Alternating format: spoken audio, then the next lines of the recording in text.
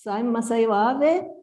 I'm Japanese, but living in Europe already 32 years.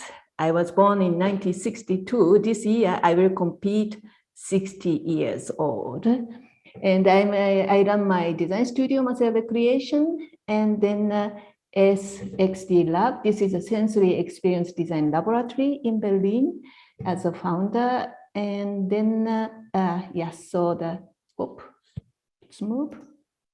Oh, yeah. So, so long time I'm in this field and working in industrial design field, but also with art craft work or research, material research, and even with a fashion, textile, in many fields. Because I started my master after graduated in Japan. That I'm from architecture. I moved to Italy to take that international master course in Italy, in Milan, Domus Academy in 1990. It was one of the first kind of the international class where I gathered that the students from that time, like from the modern 20 countries. And actually Rock was joined also the same school, but maybe 5-6 years after me. So that in Milan, there are not so much border between design, architecture, or art, or even in engineering. So they, so I could do a lot of the project as a young starter, and that makes me kind of the interdisciplinary work in an interdisciplinary field, and also to experiment many new topics. And then, so using that occasion, I started to get some requests to give the workshops in the university. So besides learning my school, my studio, I start to also bring my experience, also that the most latest and the most interesting topic to share with the students. So that started in 2001 in Saint-Étienne in France. And in 2003, I got another request from Italy, the La Sapienza University of Rome. And another in France, in Varolis, in France, in southern France. These were with high school students, plus craftsmen of the pottery, ceramic work. So I ran a different workshop. And then in 2004, I got a request to be a professor in University of Art in Berlin. It's kind of to make this interdisciplinary course, which open to the student, not only for the industrial design, but also for textile art or fashion design or art in architecture. So I founded this Haptic Interface Design Institute, which is an experimental institute for sensory experience design. This is what I have been long time, even from the beginning of my career, I was interested in, because this part was very much missing in design, to consider like a color, function, form, but the sensory experience, where I found that like a haptic to touch were very much missing. So that's the reason I wanted to deepen this topic together with a young generation. So this is the reason I started to work in a university. So 3 years in this university, I did do a lot of the experimental project related to the haptic. And then after I got a request to be a professor in the University of Estonian Academy of Art from the Estonia. It is a northern Baltic country, to renew all the curricula of the product design department. So that, but I didn't during that. The time in University of Art in Berlin, I moved from Milan to here but I didn't want to the next moving, so that I fly between Berlin to Tallinn once a month, and then do the concentrate work like 10 days, or plus Skype. This was 2007, but in Estonia, the Estonian is actually who invented Skype, were quite advanced even that time. So I did even this kind of the online session or online tutoring for the student in Estonia. And then I did give a different workshop on a request. That was 2 years. And then I came back to my own work, but I continuously get a request to give a workshop in a different university. So in Spain, in Italy, in Austria, in Switzerland, in Sweden, or in Finland, or in England, I think almost all countries in Europe, I constantly give the workshop. And in 2017 or 17, first time I was invited by Yure to conduct a workshop. So there I see still that the peer is here, or that some student who already probably graduated, but anyway, also in ALUO, I did the workshop. And then, meanwhile, as I started my teaching in 2004, my former students start to be a teaching staff in a different university in a different part of the Europe. And then they start to contact me to collaborate or to do some course together or to do the experiment together. So that since 2018, I start to use all this network to make a kind of the joint course, to let the student from the different university work together, and also try to join the young professionals. So in a Bauhaus building, this original building of the Bauhaus built in 1925 by Walter Gropius, it's a UNESCO heritage, but we have occasion to get the studio inside and to run 5 days masterclass. So this I started in 2018. 18 was 4 university involved. The Hosei University, this is a Japanese university I graduated. The students from the architecture joined. And the Shibaura Institute of Technology. This is another Japanese school, which I also teach several times. Some 5 students joined. And then lately I was a professor in Berlin International University of Applied Science, which actually have a partnership with ALUO. So from that university, and then the Dessau Design School, this is Anhalt University, which actually owned this studio in a Bauhaus building. Because I got this because who is now the dean of this design school was my assistant when I was teaching in University of Art in Berlin. So all somehow connected and start to realize. So first was done in 2018 with a student from this 4 university plus several 2-3 professionals. And then in 2019, the ALUO joined also. And then I think like 6 students, 6 or 7, here's Pierre. And then there are some students, I think you may know the face, joined to this summer school. And at that time, 2 students from Shibaura. Also, I invited one from Estonia, the Estonian Academy of Art, where I teach. And so it's getting, and also Angewandte from the University of Art Applied Art in Vienna, where I did many times the workshop. So it becomes more international, let's say, and also the people from the variety of background. And this time also that some graduate of the student who graduate from the university, I give some workshop in Japan, which was not included in this partners.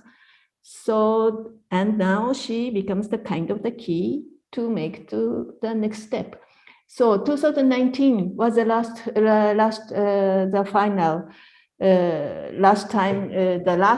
what I could do this summer school, because then 2020, you know, the COVID start.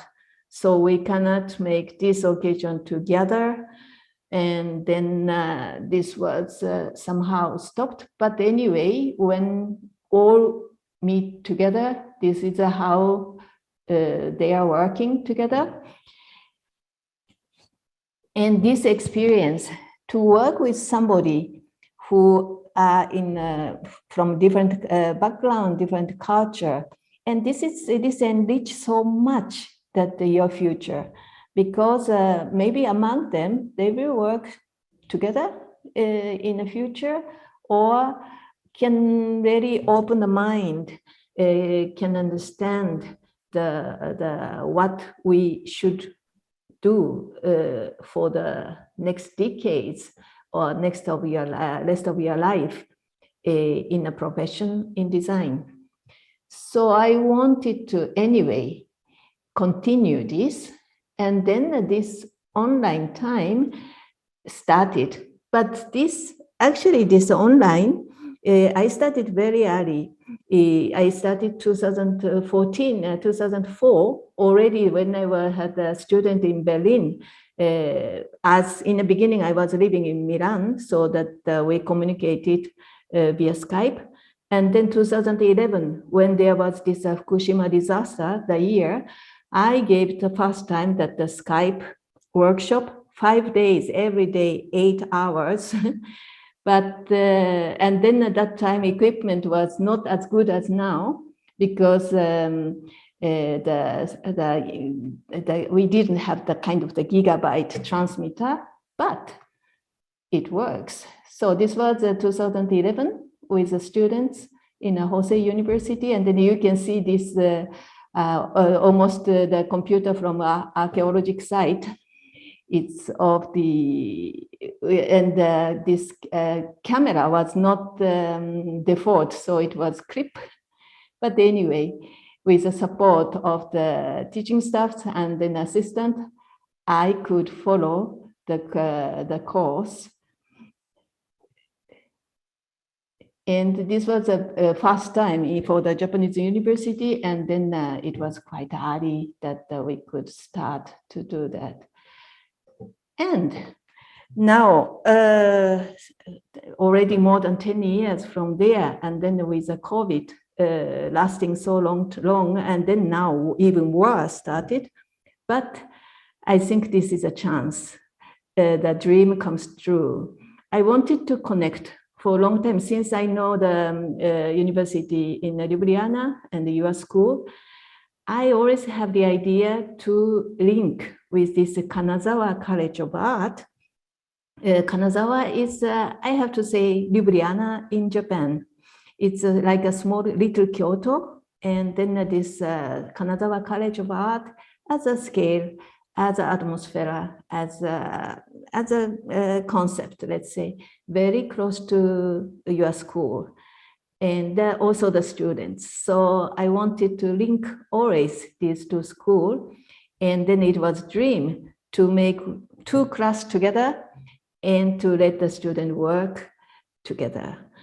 And now dream comes true because of that this online course getting so common. And then also I got the experience how to conduct this kind of the workshop well. So now, ALUO, Kanabi is a Kanazawa Art College, was called Kanabi in Japan. Kanazawa Bijutsu is art university. So ALUO Kanabi International Joint Workshop will start from tomorrow, 3 days. And then I wrote this topic, Envisage Humanity in the Society 5.0. And this is the newest topic. Actually, I myself is tackling, And also that I see now whole the world. So what is Society 5.0? So Society 1.0, it is a kind of the hunting-gathering society. Society 2.0, agricultural society. Society 3.0, industrial society. So let's say when I was born and when I grown up, I was born in 62, I was grown up in this Society 3.0. My school time, and when I was a university student, I was in the middle of this Society 3.0. And then came this information society. So the computer and then the smartphone, all this digital device becomes so personal. And then now we are almost fully in this society. And then the next one, Society 5.0, Big Data Society. So this is a continuation of this information society, but the very much the AI, artificial intelligence, take a great deal in this big data society. So in this society 5.0, it's where invisible cyberspace collects a massive amount of information from sensors in physical space we are living as a big data. And then this artificial intelligence analyzes it and shoots back the result with a lightning speed to personal, physical living space in a various form without human intervention. And already in this information society, we have a sort of the crisis. I have to say it is a humanitarian crisis. It's the event which threatens our health or safety or well-being. And so it's not caused only by war or environmental disaster or famine or epidemic, but also this information society or the many small devices we use, and then all this operation behind, which caused by a rapid advancement of the technologies, and that's often left humanity behind. So that we have so much invisible crisis, like or loneliness, or anxiety, or so on. So then now that many talk about the Society 5.0, and especially Society 5.0 is a kind of the target of the many government. It said that it has a really good economic and social benefits. Society 5.0 that widely studied because of these benefits. But not much study was done, these humanitarian risks, and then almost forgotten. So what we have to do, we have to think about the humanity-driven design thinking. So it means that not now that who can handle the information technology or that which relates to this big data society can get very easy and good job, for example. But we always have to question, is it good for humanity, or if it's not lead us to the humanitarian crisis? And I think that this is that many young designer and also maybe not the creators is concerning, and try to make it better in a way to not to bring us to the miserable situation in this big data society. So I'm doing the jury for the judge for the different design awards. And actually this year I do 5 international design awards. I have to jury. And I see, and then every year, following the latest project, which is coming up in the market, I recognize that this humanity-driven is extremely required, and also that many start to work on this topic or to take an initiative. Many designers start to take an initiative to use this humanity-driven design thinking to unite the different field of the people, or to find a solution to how to keep the humanity in with a digital device or digital technological development. So here I just want to introduce like 5 projects. It was released last year, so very new, but which I found this is something for humanity. So this is one project which was called Hug Project, released last year in June in the United States. And then which is Tackle to Solitude.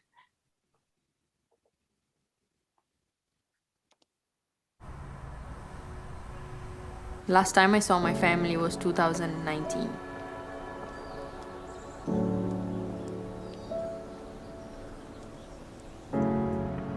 I don't think words can explain how much we miss each other. 2 years has been very, very long for us. My sister and I, we felt like we grew up as twins. We were always together, inseparable. We were like best friends. She's very warm and very loving. As an older sister, she's very, very protective. I remember the last time I hugged her. So I did not know it was going to be years till I could hug her again.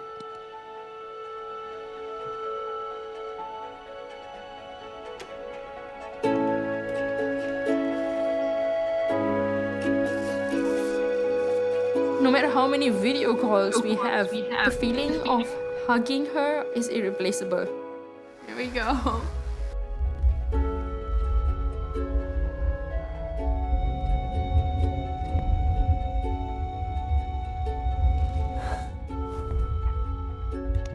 I miss you. I miss you too. 10 years ago, I would have probably not known what a hug truly means. But today, a hug means everything.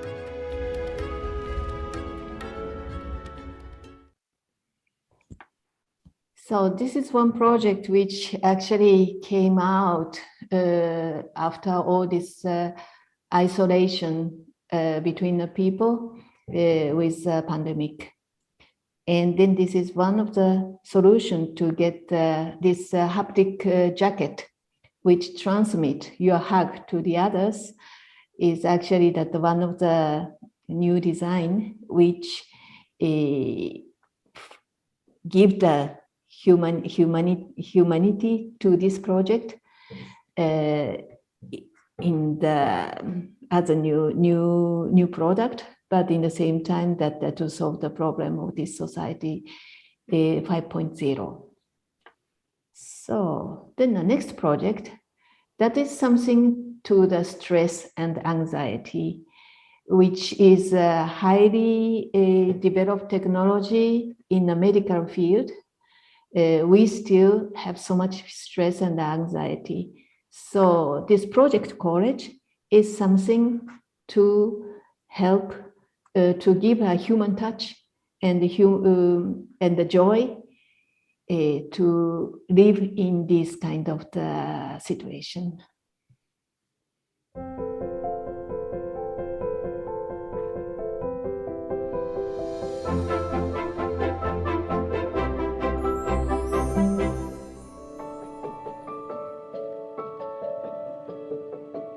Being diagnosed with an illness is incredibly frightening for both families and for the patient. It's been well documented that having the stress and anxiety can detract from the healing process. Anything that we can do to make that hospital experience more fun, happier, and joyful for the kids will help them on their road to recovery. Project Courage is a charity initiative that we created to build a small electric motorized vehicle that we named Shogo. So as a young patient, instead of being transported in a wheelchair, they can drive themselves to their appointment or their surgery in a small electric Honda. We put a lot of time and effort collaborating on Project Courage to make sure that this vehicle was not only safe for our patients to drive, but also really fun and enjoyable. We learned a lot working with the healthcare professionals. We further developed a handle to receive the IV pole. We specifically designed and positioned the bar so that it could hold the pump system. We even included an actual horn in there with encouraging sounds. This was always my dream job. And the chance to work on something like this is just amazing.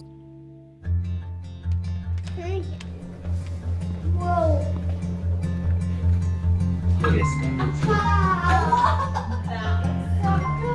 It looks like the perfect size for you.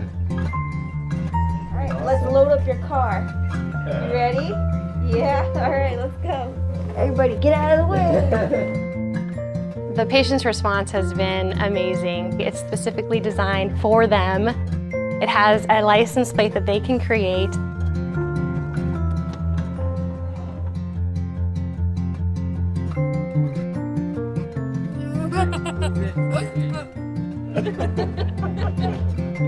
Did you go fast?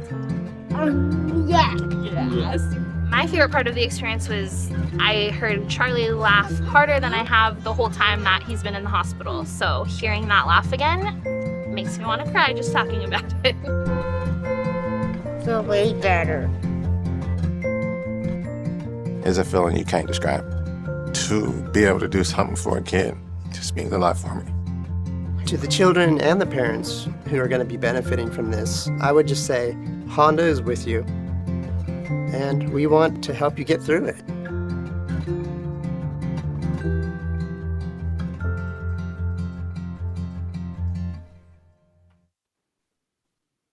So here said Honda initiative, but actually that who initiated was not Honda, but some designers. And then try to find a collaborator who could realize this idea, and then who joined was Honda. And then another one. So this was released also last year, Goking. So it is like all the trouble with the smartphone, which let us become so unhuman in crisis. So let's see what was done. You want to see the deaf people? Deaf people? Pictures? Come.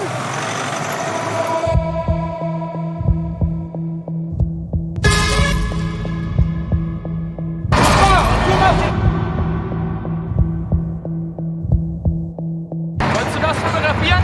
Willst du da drin gesessen haben? Es interessiert überhaupt nicht mehr, was den Menschen passiert ist. Hauptsache, wir hatten noch rattenscharfe Bilder. Wir haben eine halbe Stunde zu der Einsatzstelle gebraucht und eine halbe Stunde ist schon zu viel. Onlookers at accidents are a major problem on German roads. How can we prevent these civilian paparazzi from hindering vital rescue operations? With a design that can save lives. Eine neue Aktion soll die Gaffer nun mit ihren eigenen Mitteln schlagen. Johanniter Unfallhilfe, one of Germany's biggest rescue organizations, developed an innovative digital pattern that functions like a camouflaged QR code, covering ambulances, paramedics, and equipment. Smartphone cameras capture the multi-angle QR codes in milliseconds and show a warning directly on the screen. Onlookers catch themselves in the act and are immediately shown the consequences and educated about proper behavior at accident scenes. The media coverage after the start of the campaign raised attention and awareness about the dangers of gawking. With scientists and engineers, the design was further optimized. Today, it is ready in use throughout the country and will soon be extended to more emergency organizations to make rescue operations safer.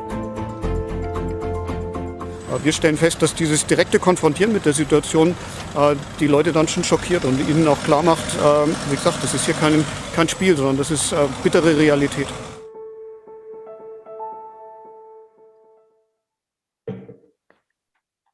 So this is something which is done in, let's say, in a very sophisticated manner, but to stop us to be unhuman.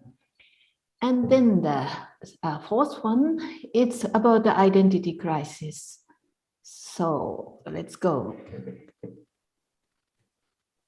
Tying a turban to me it's more than just a fashion statement. It's a whole heritage. It's your freedom to express yourself, your identity.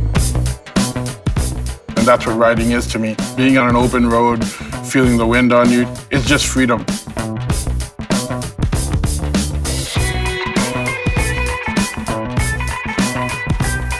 It's been a long time coming that the turban law finally got passed. Having an option to wear the top turban is amazing. It's the best of both worlds. You've got the safety aspect of it. I'm actually very excited to see how they pulled this off.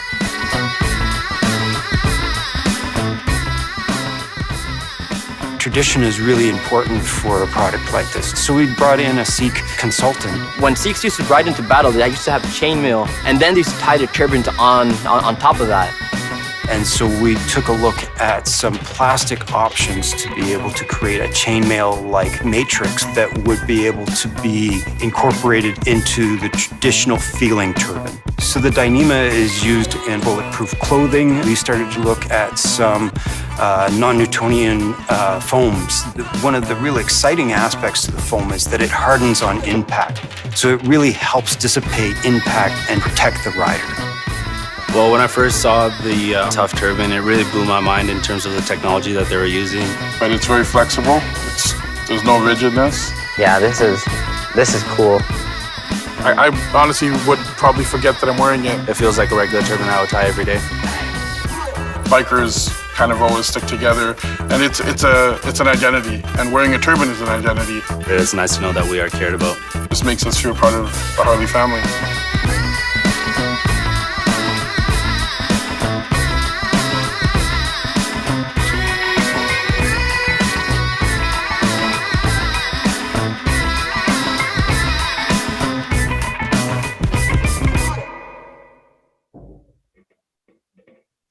Okay, so the last one is groominess, which we have a lot of the great solution for the healthcare, but often the experience is very grooming because healthcare, it means you have a trouble in health. So now this is. Having cystic fibrosis means that my lungs don't work as much and have a bunch of mucus in them. This is my airway clearance vest. It hits my chest over and over, and it loosens the mucus in my lungs so I can cough it out. Kids with CF, we have to do this all the time.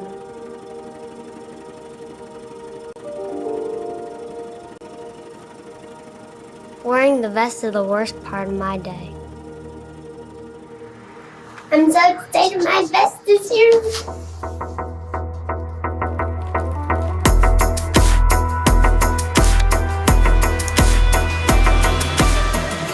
Turn up the volume. Oh my goodness! It really works! That's cool. There's a specific sound frequency, 40 Hz, that is proven as effective as traditional CF vest therapy. It loosens mucus, so patients can cough it up. Yep, that is working. The Woojer Sick Beats vest syncs to your smartphone and pulls these frequencies from the music you're listening to, delivering them to the chest in real time. Feels like my treatment! The Sick Beats experience operates through Spotify. We scanned the 30 million songs on Spotify to collect the songs containing the 40 Hz tone. and gave the CF community dedicated access to the therapeutic song library simply by following the Sick Beats profile on Spotify. In the Spotify app, kids can access thousands of therapeutic songs and discover new playlists to make their CF treatment the best part of their day. It feels like I'm inside a speaker!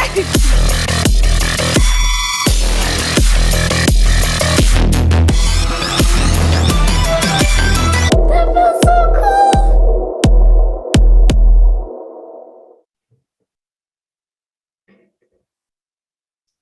Okay, fine. So I found that this 5 project and even more, but which is coming in these years are really the direction which we have to deepen. And all these project was not something that somebody asked to the designer to do it with a briefing. It's more to take an initiative of the proposal from designer or from somebody who can envisage the future. So in this 3 days workshop from tomorrow, that I give a kind of gymnastic, so to cope with a student from Japan and to make a small team and to envisage humanity in a society 5.0 and to make one small example of the project.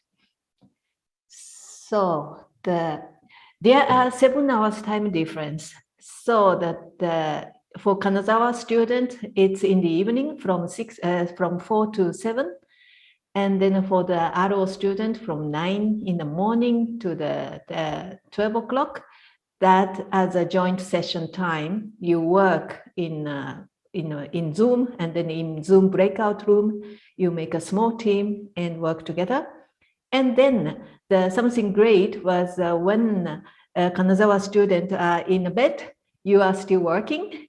And when you go to the bed, Kanazawa student wake up and continue the project. So in a very efficient way, I think in 3 days, you will have some seed of the project which you can develop further.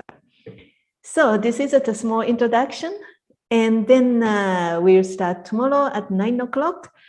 And as you have to work with somebody you never met and the first time, maybe first time with the Japanese, so prepare your portfolio somehow in a short way to which you can show what you do. And I think that seeing your project is, or seeing each project is the best way of the introduction to start working.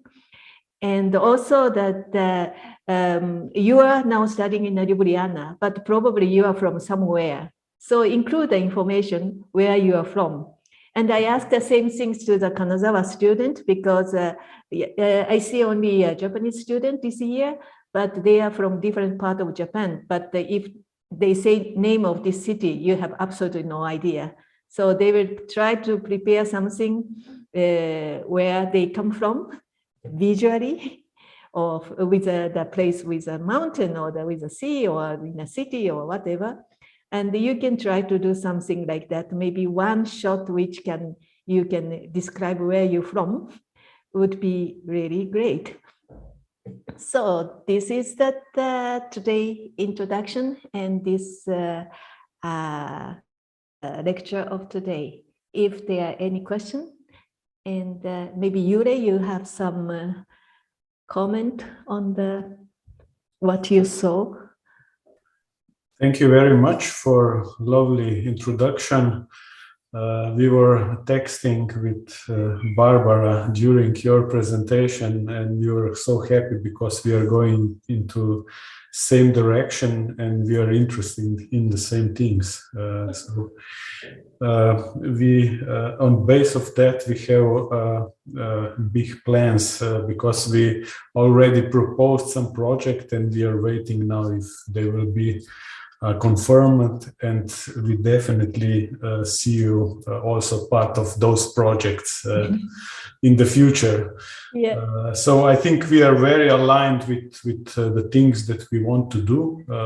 We saw a lot of good tips regarding what is the true power of design, where we can help the society, be it healthcare, be it service design, and so on, or make it entirely new projects and objects, but of course not just from marketing point of view, but where you can really explore good use for the end user.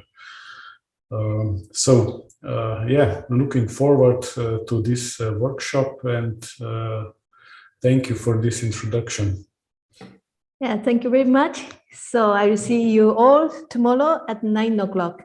And tomorrow I just start and I pack you with a Japanese student. So if you have any question, just write me or ask me now, because after you are in a small room with a Japanese student, it's your problem. You have to handle everything by yourself. But I think you can really enjoy.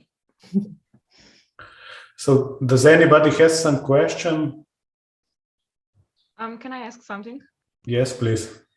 So do we need to come to the academy or? Well, I sent you some email with directions. I would say that tomorrow and on Thursday, you can stay wherever you want. You can be at home or you can come to the university in the morning, so from 9 to 12. It would be ideal later on the afternoon. I will be at the academy and we can talk and I can help you with your project and so on. And if you have any questions, so please, you can come to university. Also on Thursday afternoon, but on Friday, I would say we all come to academy and we will work. You will work in the morning, whatever is left for the day, and later on we will have a group presentation with projection in the seminar. Yeah, actually the final day is for the day of the presentation. And then when work online with Kanazawa student, let's say in the morning in Slovenia, you can work from your home, no problem. Okay. But I think in the afternoon session might be better to work in a campus, because probably you have to develop something which was discussed in the morning with a Japanese student.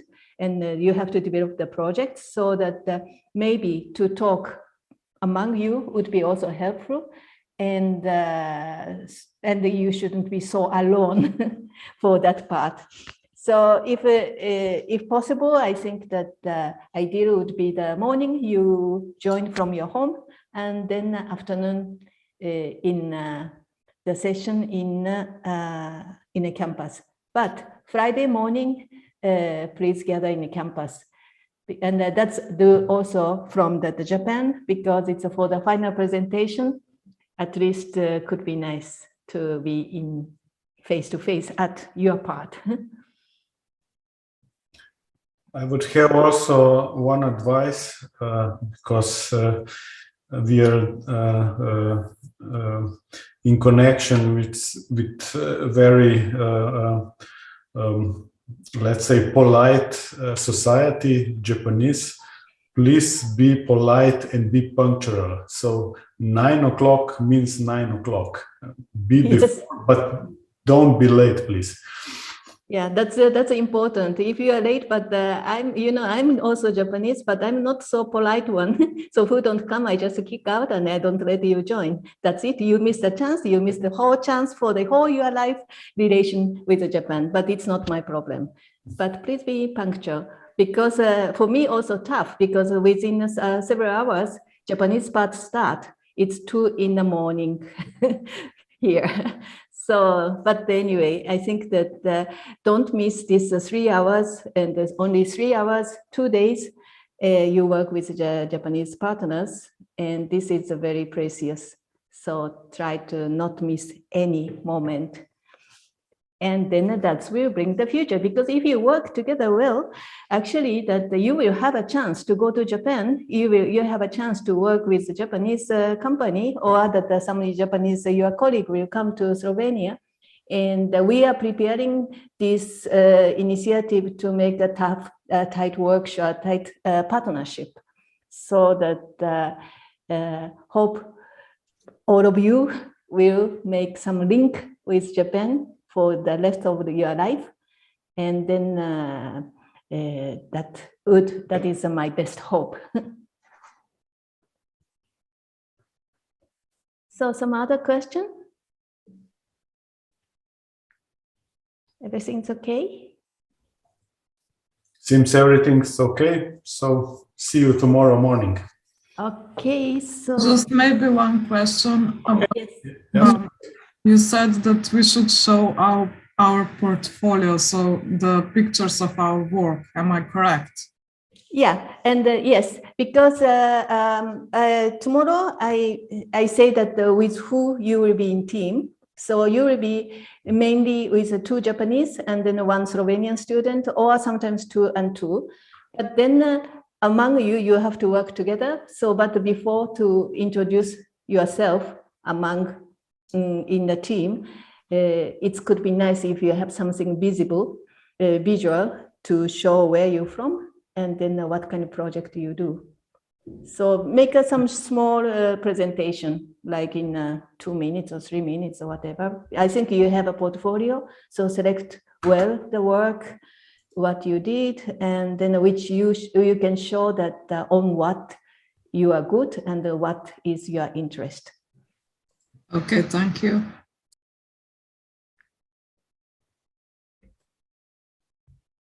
Is there any other question?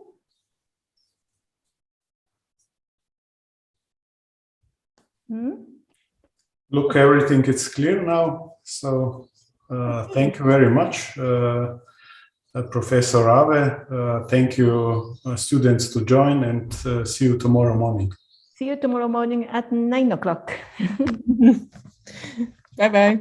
And then I will send you the address of the Zoom, actually, which I have to organize, so that then please, maybe Yure, you can forward to all the students. Yeah. To join. Okay, good.